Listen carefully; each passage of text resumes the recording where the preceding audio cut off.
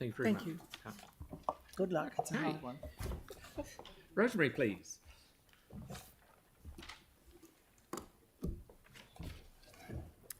Kia ora koutou. I want you as a council not to simply add up the number of submissions and their support or not for various provisions. I'm asking for leadership and vision from the council. I want you to read and listen to these submissions and ask not how can we reduce rates, how can we pacify residents, but how can we build a climate resilient city equipped and ready to face the challenges we know will come in the next 10 to 20 years. This is the lens I use when making my submission. In particular, and I was going to bring one, I want you to think of a luscious carrot cake with thick, yummy cream cheese icing. You got it? Got that image? Thank you. You got it. My concern is that we're focusing too much energy on the icing and not enough on the cake. If we're going to focus on a future-focused climate resilient city, then we need to build a city where people love to work, and we need an economy that is built on sustainability, innovation and productivity, not one built on tourism and events. Tourism and events are good, but they're the icing on the cake, brief and passing sugar hits. Rather, I think we need to focus on attracting and encouraging innovation and business focused on our future needs as a city, a country, a planet. And we need to focus on creating a city where the locals love to live, because these are the places where people like to visit. I believe Christchurch's NZ mandate should be refocused to embrace these goals. We are the second largest city in New Zealand, situated in the beautiful playground of Banks Peninsula. We have enormous potential to lead our country in business and innovation, alongside being a fabulous place to live and raise a family.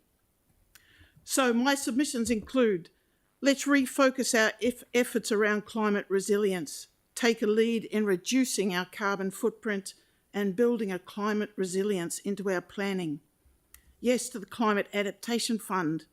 Let's commit to detailed planning on infrastructure that will be impacted by climate change. Let's support and extend cycleways and walkways around the city. I live on the coastal pathway, which has seen an enormous uptake in usage.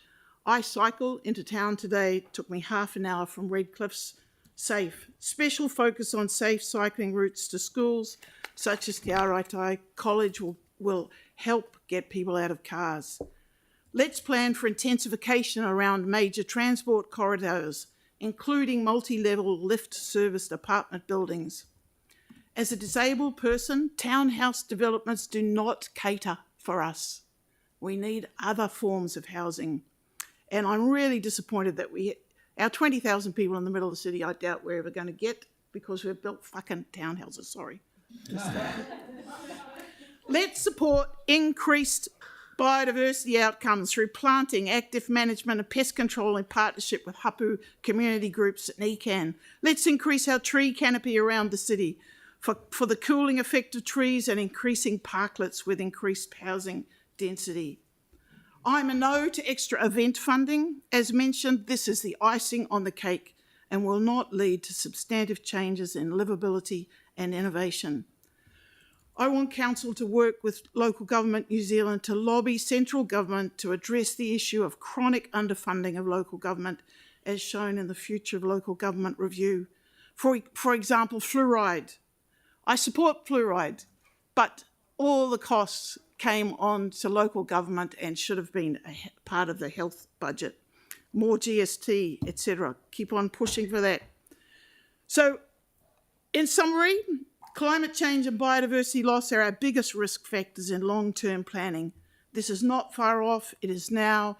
Action is needed now. We should not be kicking the can down the road. And I know, listening to the person here who was objecting to the costs of increased rates, the costs of what's coming at us will be far greater than what is listed here. So, kia ora koutou.